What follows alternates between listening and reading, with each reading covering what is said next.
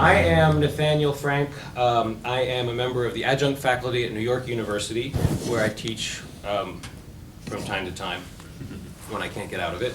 I am the author of the book Unfriendly Fire: How the Gay Ban Undermines the Military and Weakens America. Big subtitles are in.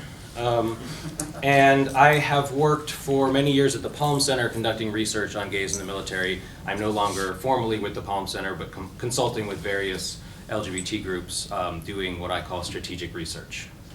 Yeah. So I guess I'll open up with a status of where the Australian Defence Force currently is.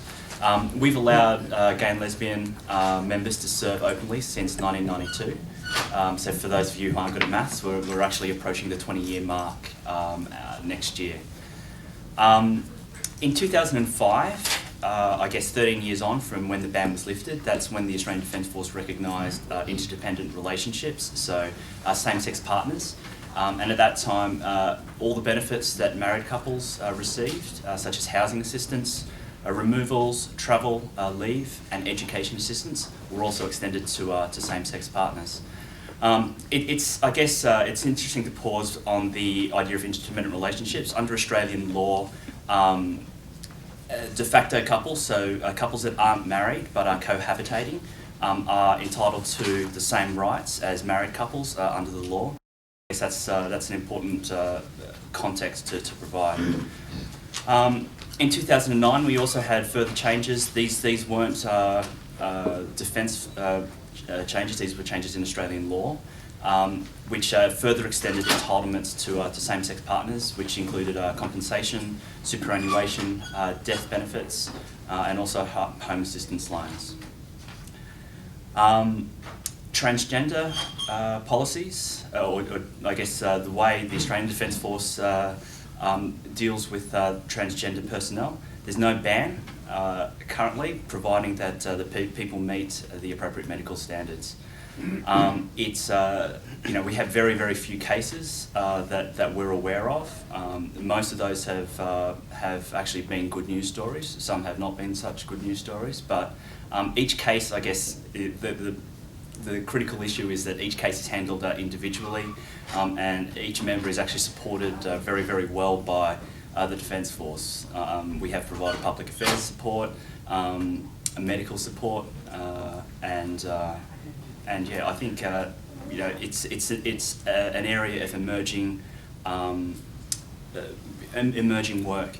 Last month, the Defence Force put out a guideline for commanders with just I guess about transgender topics. So that's actually also very progressive. Probably the biggest thing that we've seen in Australia was back in about 2001, 2002, where DEFCLIS was established, so the Defence GLBT Information Service. Now, the reason that the service sort of came about was when we looked around, and this was at the time where we were going through that fight to have same-sex couples recognised, we realised there was no real support services within the military for the GLBT community, or that the support services that we had, so our defence community organisations, our families organisations, didn't really know who within the GLBT wider community in the civilian land, who they could lean on and who they could talk to. So we established DEFCLIS to do that, so to be that bridge and to close the gap. We don't limit membership for our organisation. It's not a paid membership or anything like that. One of the things, we want an open and transparent organisation, and the fact that anybody can join, so whether you're gay, straight, whatever, it is more valuable because we can use the allies to assist us with future development of DEFCLIS, but also we've got parents that are in the military that may have a gay son, that don't know who to turn to, so they can lean on us for that information as well. So that's really positive, and that does get used. The way we get our messages out these days is through an email newsletter that goes out once a month generally. This year it's been a little bit slow because I've been stuck in the Middle East. So, but we use the email service, but we also use Facebook as well. Now, one of the interesting things that we've noticed over the last probably 5 years is the interaction that Defence has had with DEFCLIS. It's important to know that they do come to us. Whenever there's a media inquiry from Defence in regards to the GLBT community, we're usually one of the first people to get a phone call so that we can assist in them answering that question rather than them answering it purely from a policy perspective.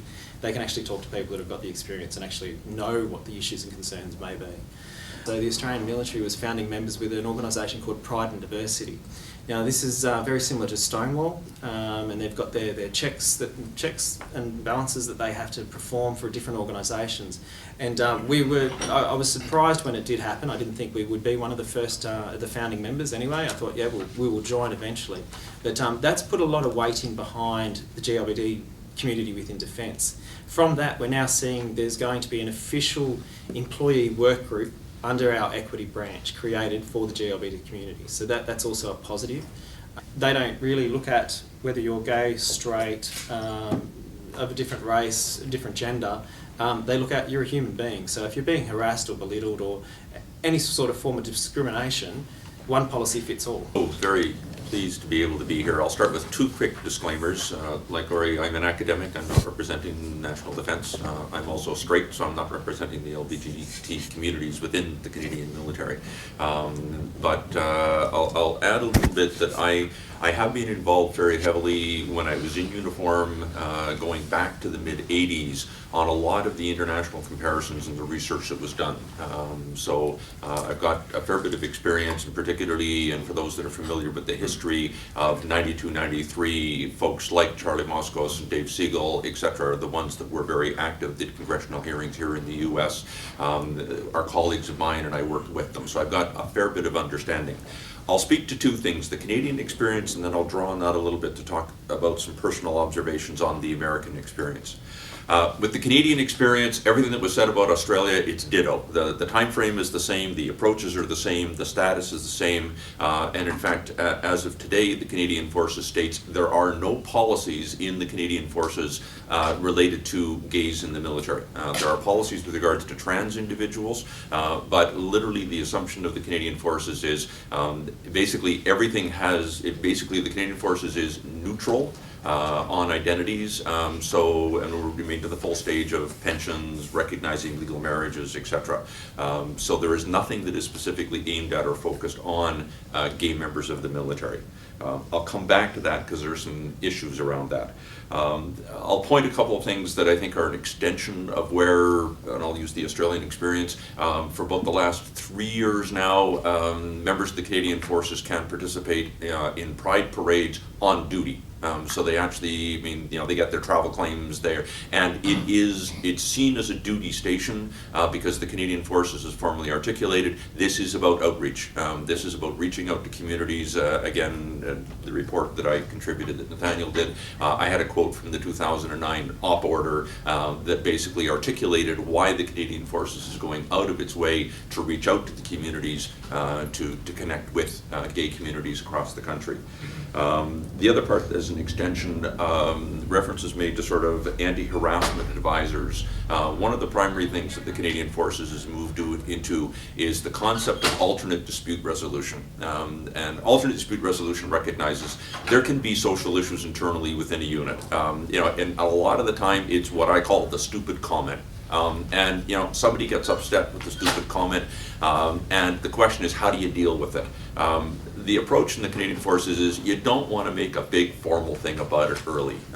Most of the time when the stupid comment gets made, what the offended person really wants is someone to say, one, I'm sorry, and two, I recognize that it was a stupid comment, I need to get smart quick about what I don't understand. So the alternate dispute resolution system allows for the individual to reach out and get some support. And these are folks in uniform, that's their official designated duty, is to work with people and find appropriate, principle-based resolution to problems. So just wanted to point that one out. Open individuals and success. We have certainly had open generals, 2 stars, about the highest level that I've seen in the Canadian Forces. We have had open individuals that made it to what the military calls Command Chief Warrant Officer, sort of the Sergeant Major of the Army. So pretty high level visibility on both the officer and the enlisted side. Very, again, open individuals serving as commanding officers in operational units. One who I was trying to get here, he was in in Washington in May last year, but he just can't. He's been the CEO of 2 submarines, he's been the CEO of a combatant frigate, he's now a naval captain, CEO of an operational squadron. So we've actually, this last summer, the first open commanding officer, lieutenant colonel of an infantry battalion, and has very much brought his partner into, again, social functions, etc. So I think in terms of visibility in the Canadian Forces and acceptance in the Canadian Forces, there is this perception that basically things have arrived, we've got to the right state of where things need to be. I think the Canadian Forces is a bit too complacent about the issues, and one of the challenges, and I think it's a challenge that you may be facing as well, what militaries do whenever they're challenged for a marginalized group to be received and treated with equity, and a lot of this, of course, has been around women in the military, gays in the military, but it comes up with religious issues, it comes up, I've been involved with Aboriginal, again, respecting Aboriginal culture and customs. When challenged, what the military does is they highlight the differences. They really accent it, they sandbag, they defend the status quo, etc. When they finally are forced to do it, typically through court cases, they then adopt neutral policies, and that's what the CF has said that it's done. The challenge is it shuts off the space and the place for the discussion and the dialogue of what's really important. And I think that that's an important one. This is where organizations like OutServe and the others that the other colleagues have talked about, I think, provide a really valuable role. It's making sure that there is that place and space, and I think it particularly is for the members of the gay communities to be able to take control of the agenda and frame what the real issues are that really do need to be discussed and debated. One of the ones that I continue to see with that is dealing with the forces of stupidity. There just are folks out there that are ignorant.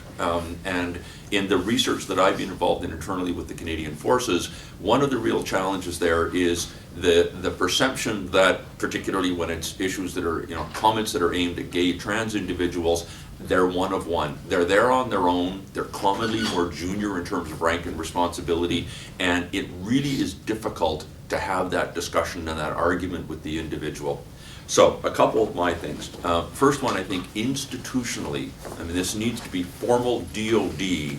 There needs to be, I would recommend, some good websites to turn to. So when you have the discussion and saying, no, trans is not gay, get smart about it, go read the official website, rather than putting the onus on the individual to have to do the full explanation. And again, I think that can be an important one that can be very useful with it. I think it's also very important in the recommendation that the Canadians have been making to the US colleagues. This needs to be framed around leadership, and it needs to be framed around professionalism. Again, militaries require small groups to work together based on trust and respect. And I think one of the things to push back with folks is, if you don't respect me, I can't trust you, we can't work as a team. Let's sort it out. I think it's important for folks to start getting some of the bumper stickers, the slogans, that can be used internally to slowly convince folks that they understand where they're being ignorant and how that's affecting groups and how it's affecting readiness.